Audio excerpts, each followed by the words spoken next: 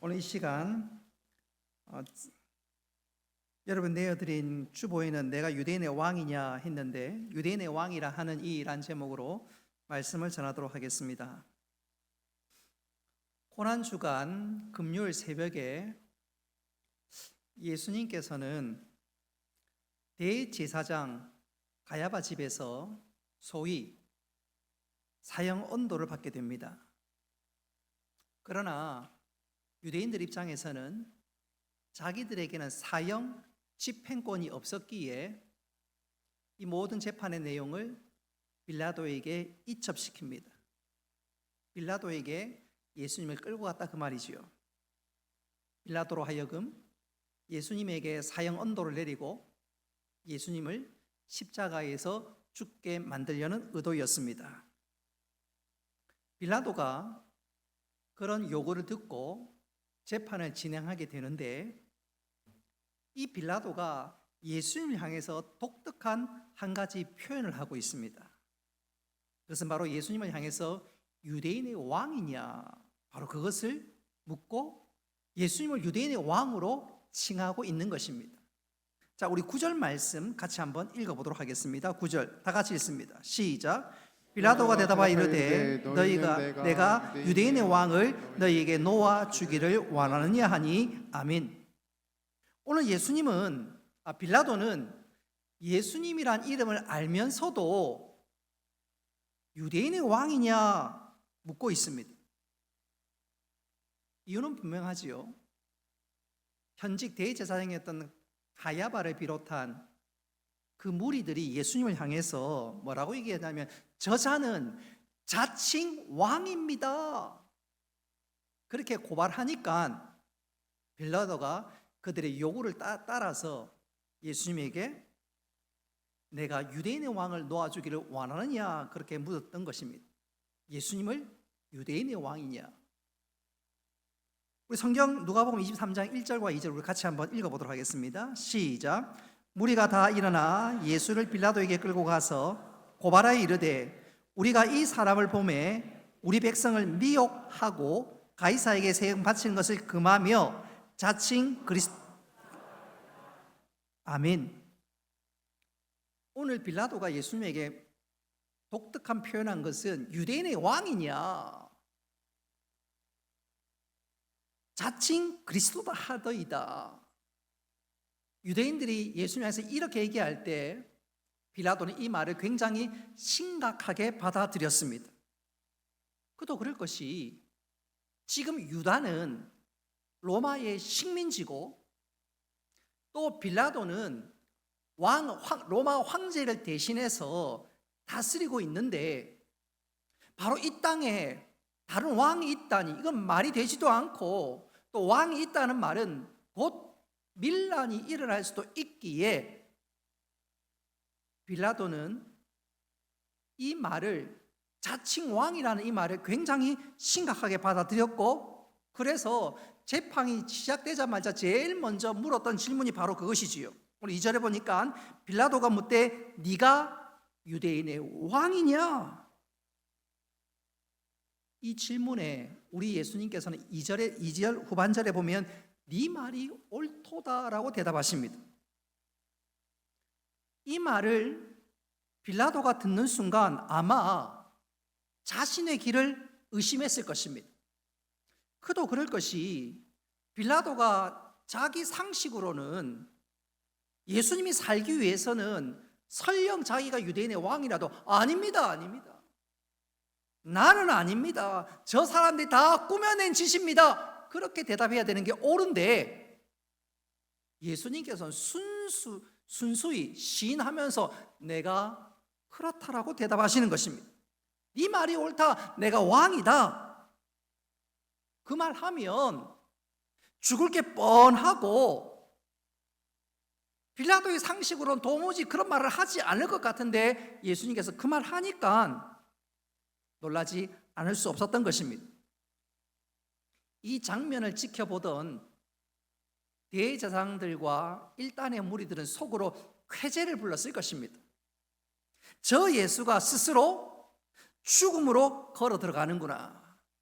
모든 것이 우리 뜻대로 되고 있어.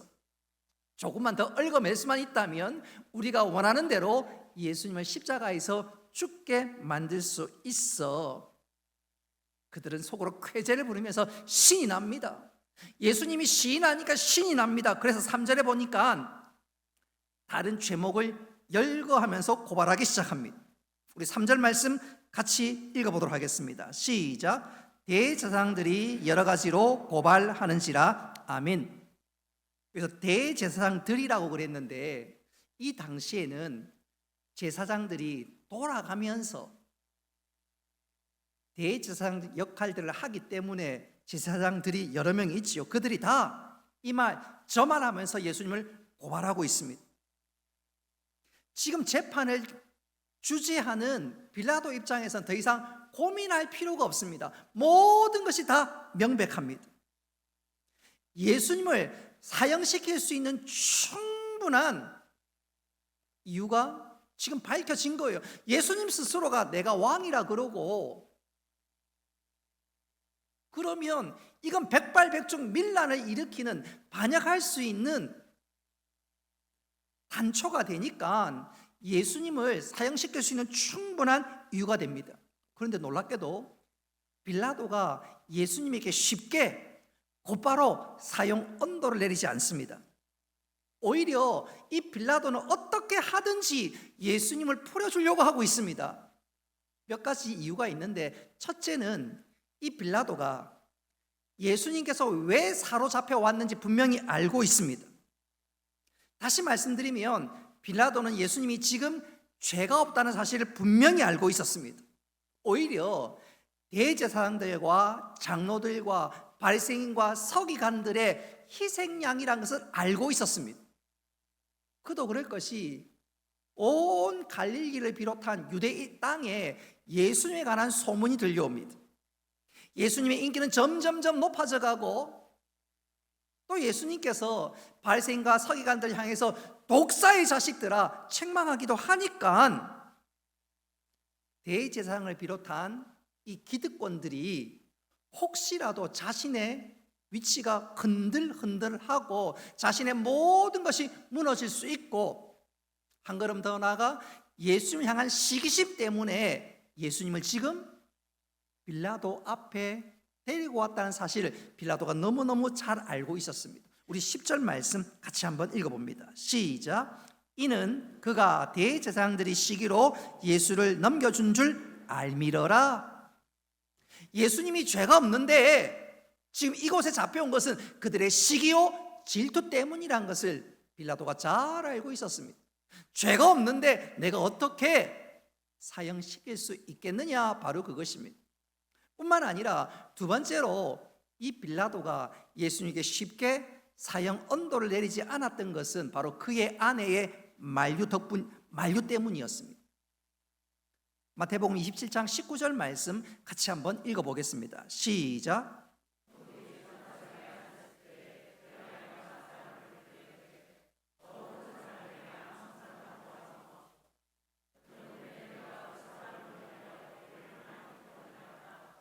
아멘. 빌라도의 아내가 어떤 경로인지는 모르지만 예수님에 대해서 알고 있었습니다. 뿐만 아니라 그가 밤에 잠을 제대로 못 자고 예수님 때문에 너무너무 힘들어서 여보, 저 예수님, 저 예수 당신 상관하지 마옵소서. 저 예수에게 혹이라도 불리한 재판을 하지 마소서. 아내가 빌라도에게 간곡한 부탁을 합니다. 근데 빌라도가 이 아내의 만류를 뿌리칠 수가 없는 거예요.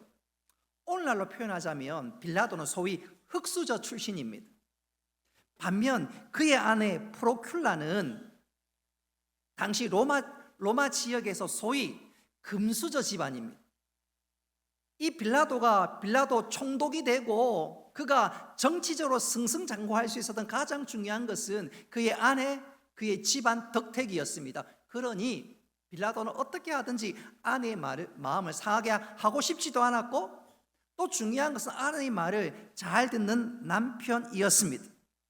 그래서 이 빌라도가 어떻게 하든지 예수님을 풀어주려고 합니다.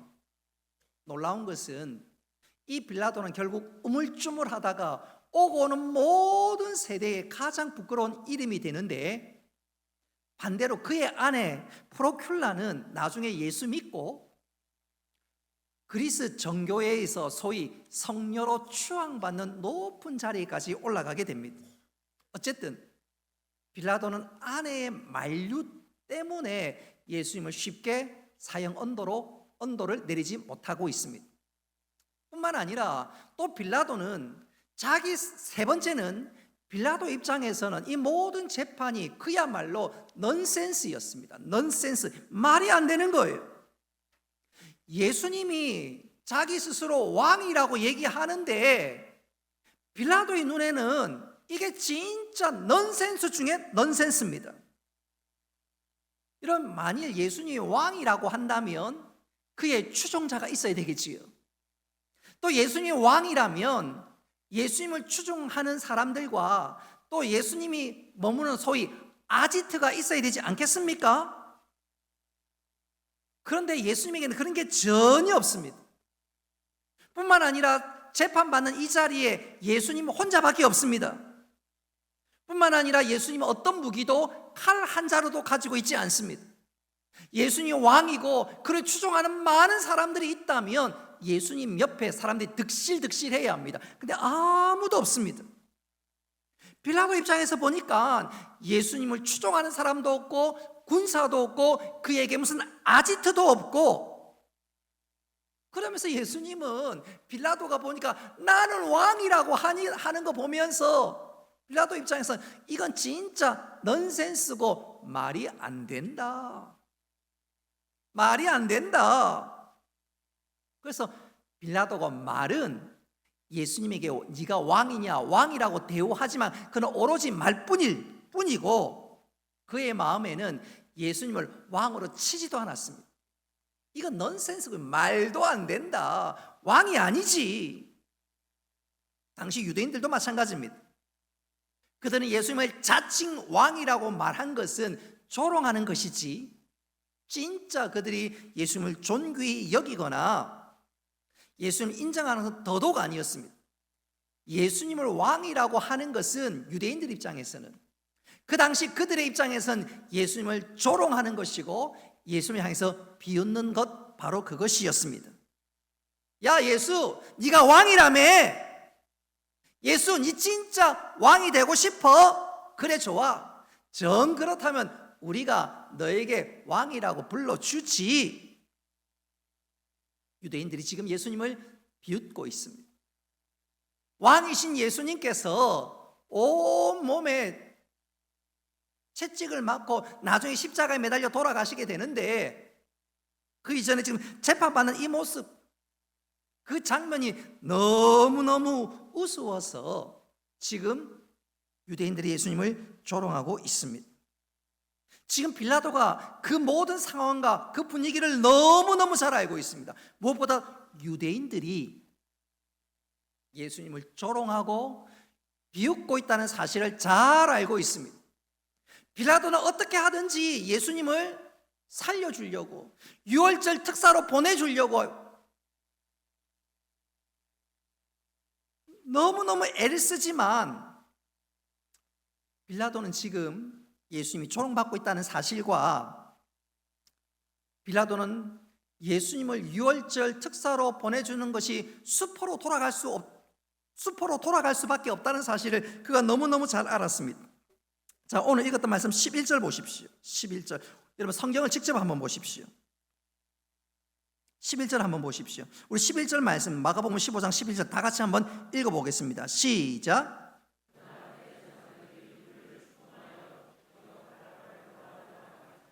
예수님 대신 바라바를 살려달라, 놓아주어라. 빌라도가 머리가 막 돌아가기 시작합니다. 아하, 지금 사람들이 예수님을 조롱하고 있구나. 한 걸음 더 나아가 그가 예수님을 유월절 특사로 풀어주려고 해도 도무지 안 되겠구나. 상황이 그가 의도한 대로 흘러가지 않게 되자 빌라도는 역시 정치인이었습니다. 그래서 12절에 이런 질문을 합니다. 그러면 너희가 유대인의 왕이라 하는 이를 내가 어떻게 할까? 자, 오늘 보니까 유대인의 왕이라 하는 이 그랬습니다. 빌라도 역시 무리들의 마음을 잘 알고 그 역시 예수님을 조롱하는 이 말에 동참하고 있습니다. 유대인의 왕이라는 저 사람을 내가 어떻게 할까 지금 되묻고 있습니다. 빌라도 어느 정도 마음의 결정이 쓴 거지요. 돌이킬 수 없고 결국 예수님을 죽여야 되겠구나.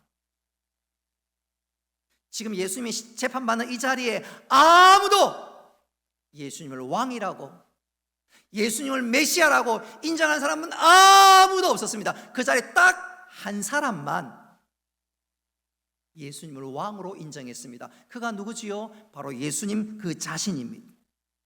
그래서 오늘 2절에 빌라도가 네가 유대인의 왕이냐 물었을 때 베드로가 지금 예수님이 대답하지요. 네 말이 옳도다.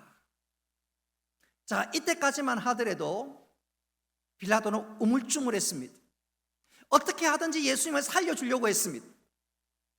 예수님 보니까 이 넌센스고 안에도 만류하고 또 예수님께서 왜 이 자리에 잡혀왔는지 빌라도 너무너무 잘 아니까 어떻게 하든지 예수님을 풀어주려고 했습니다. 놓아주려고 했습니다. 그러나 무리들이, 대제사장과 유대인 무리들이 하도 위협하고 하도 극심하게 나오니까 우물쭈물하다가 결국 빌라도가 결정을 합니다. 타협을 하는 거지요. 예수님을 포기하는 것입니다. 우리 15절 말씀 다 같이 한번 읽어보도록 하겠습니다. 시작.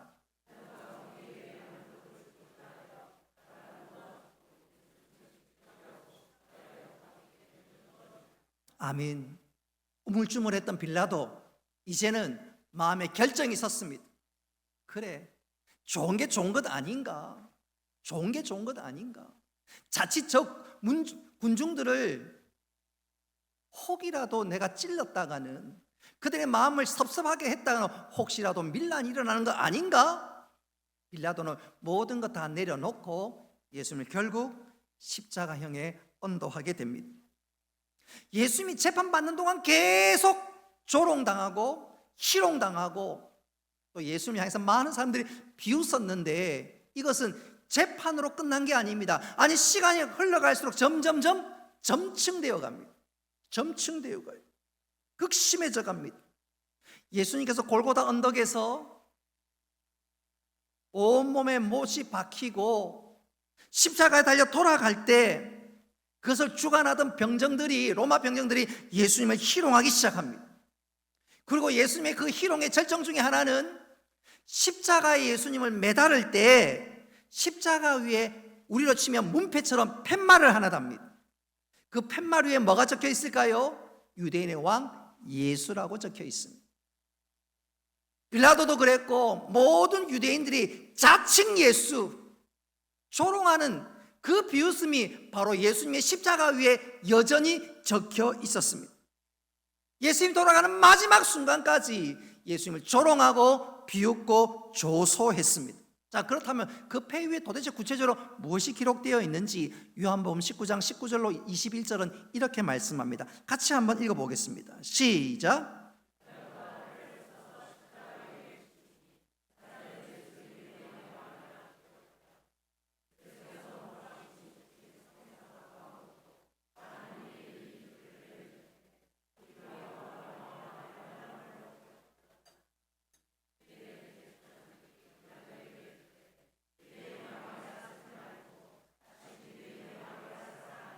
아멘. 예수님이 십자가 달려 돌아가실 때 위에다가 패가 적혀 있지요. 문패가 기록되어 있는 것처럼 예수님을 향해서 유대인의 왕이라고 조롱의 글이 적혀 있습니다. 여러분, 예수님께서 십자가에 달려 돌아가실 때 모든 사람들이 예수님의 얼굴을 쳐다봅니다. 그런데 그 예수님 얼굴을 쳐다볼 때 예수님 머리에는 관이 하나 쓰여져 있지요. 무슨 관입니까? 가시면류관. 네가 왕이라며. 근데 그 머리 위에 가시면류관이 적혀 있습니다. 네가 왕이라며. 문패 위에다가, 폐 위에다가 유대인의 왕이라고 조롱하고 조소하고 있습니다. 예수님 재판받는 순간부터 십자가에 달려 돌아가는 그 순간까지 조롱과 멸시와 모든 비웃음을 다 당했습니다. 이 시간 다시 한번 여러분들을 빌라도의 법정 앞으로 제가 초대합니다. 여러분, 예수님이 재판받는 그 자리, 아무도 예수님을 왕으로 인정하지 않는 그 자리, 오히려 조소하고 조롱하고 비웃는 그 자리에 만일 어떤 한 사람이 뛰어들어서 이렇게 외친다고 한번 상상해 보십시오. 여러분, 지금 뭐 하는 거예요? 저분은 왕 중의 왕이란 말이에요. 여러분, 지금 이건 무슨 무례한 행동을 하고 있습니까? 지금이라도 여러분 엎드려 사죄하십시오. 저분은 만왕의 왕이십니다. 만일 그렇게 외쳤더라면 그 자리에 있는 많은 사람들과 로마 군병들이 뭐라고 얘기하겠습니까? 어떤 반응을 하겠습니까? 저 녀석 저거 미친놈 아니야? 저 녀석 미친놈 아니야? 그렇지 않겠어요? 근데 생각해 보면 여러분, 그런 측면에서 우리는 진짜 미친 사람입니다. 우리는 그야말로 미친 사람입니다. 왜 그렇습니까? 모두가 예수님을 향해서 조롱하고 조소하고 비웃는 그 자리에서 우리는 그 예수님을 향해서 우리는 예수님을 어떻게 고백합니까? 나의 왕이라고, 나의 주라고, 그 주님을 사랑한다고, 그 주님께 순종한다고, 내 모든 것을 드리고 싶다고 고백하는 우리야말로 믿지 않는 사람들 눈에는, 그들의 눈에는 우리를 보고 미친 사람이라고 하지 않겠습니까? 근데 바로 그것이 우리에게 놀라운 은혜요 구원인 줄 믿으시기를 바랍니다. 그런 측면에서 그 재판의 현장에서 참 그리스도인, 참 믿음의 사람은 바로 이런 것이지요. 아무도 예수님을 왕으로 인정 않는 바로 그 자리에서 예수님을 왕으로 고백하는 사람이 진짜 그리스도인입니다. 할렐루야. 우리 삶의 현장에도 마찬가지지요. 직장에서 아무도 예수 믿지 않고, 아니 예수 믿는 사람들 보고 저 사람 참 이상하다, 왜 11조를 드려, 바보 아니야? 일요일날 쉬면 되는데 왜 교회 가? 일요일날 회식하자는데, 일요일날 등산 가자는데, 일요일날 골프 치자는데 왜 이렇게 안 나와? 안 믿는 사람들은 우리를 보고 저 녀석 진짜 이상한 사람이라고 이렇게 얘기하는지도 모르겠습니다. 심지어 안 믿는 가족들은 우리가 주일날 교회 가는 것을 보고 진짜 이상하다, 심지어 제사 지지지 않는 것을 보고 진짜 소통이 안 된다, 말도 안 된다, 우리에게 그렇게 미친 사람처럼 볼 수도 있을 것입니다. 여러분, 진짜 믿음의 사람은 모든 사람들이 비웃고 조롱하고 조소하고 예수가 아무것도 아닌 것 같이 얘기할 때, 아닙니다, 예수님은 구원이요 생명이요 내가 사랑하는 분입니다 라고 고백하는 사람이 참 그리스도인 줄 믿으시기를 바랍니다. 여러분, 그 예수님이 재판받는 그 자리에서 모든 사람은 예수님을 왕으로 여기지 않았습니다. 그러니 예수님 말에 귀도 거의 기울이지 않고 그 말씀에 순종하는 사람은 아무도 없습니다. 근데 진짜 그리스도인들은 아무리 그럴지라도 예수님을 주로 고백하고 주의 말씀을 순종하는 자가 참 그리스도인 줄 믿으시기를 바랍니다.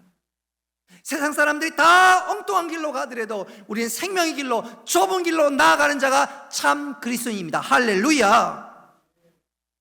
세상 사람들이 그 재판장에서 예수님을 조롱하고 비난하고 경멸하는 그 순간 오히려 우리는 그런 소리를 들어도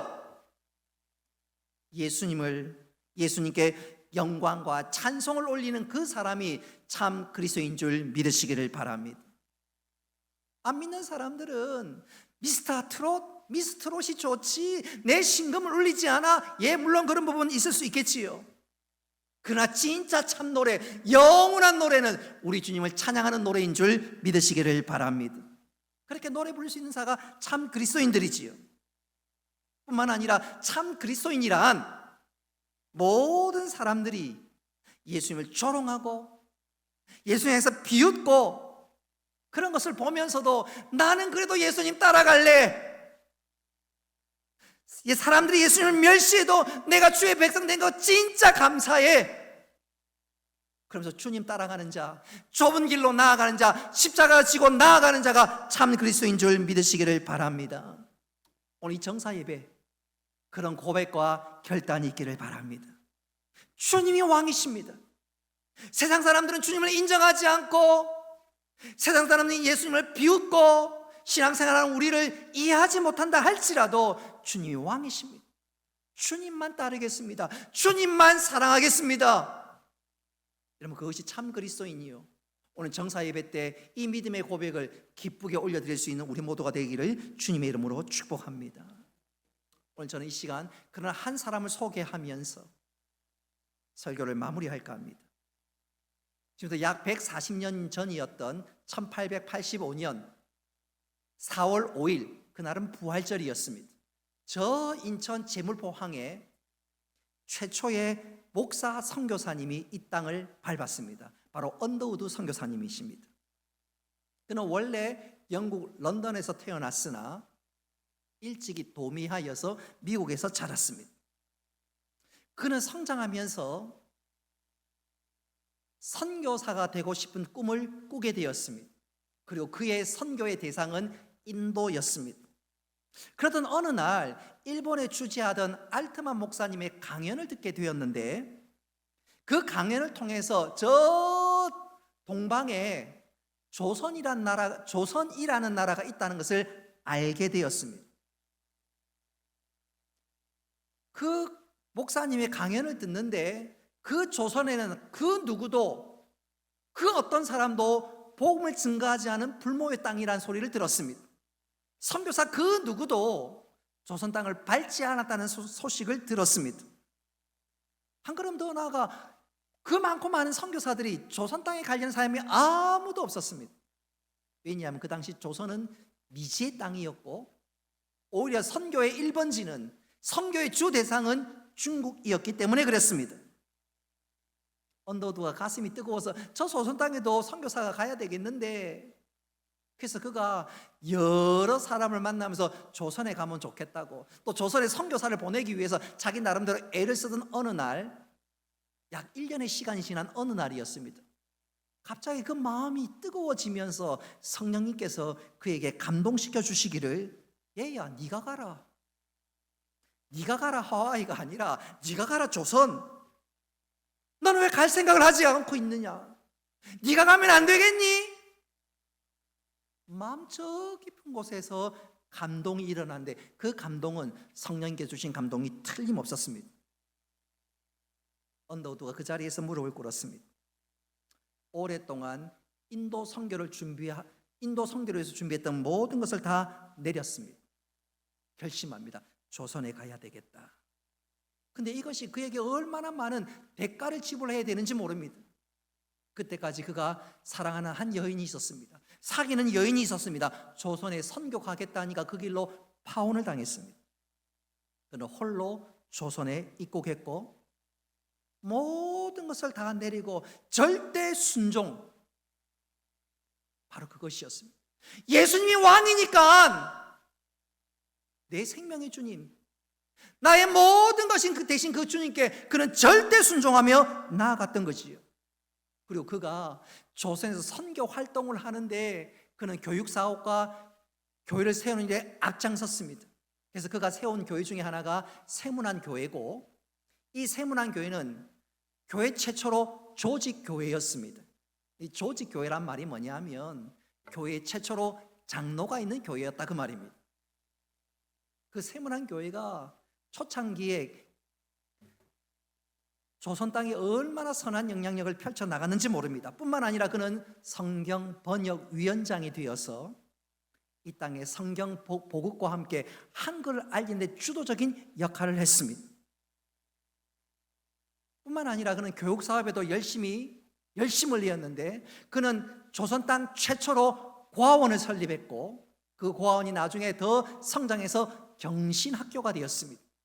뿐만 아니라 그는 연희 전문학교를 세우는 데 주도적인 역할을 했는데, 그 연희 전문학교가 오늘날 연세대학이 되었습니다. 여러분, 이 언더우드의 헌신과 수고는 당대로 끝난 것이 아니라 그의 가문은 흘러서 계속해서 한국 선교, 조선 선교에 이바지했습니다. 무려 4대가 의료와 교육과 복음의 놀라운 역할들을 감당했고, 그러나 마침내 그의 뼈를 조선에 묻었습니다.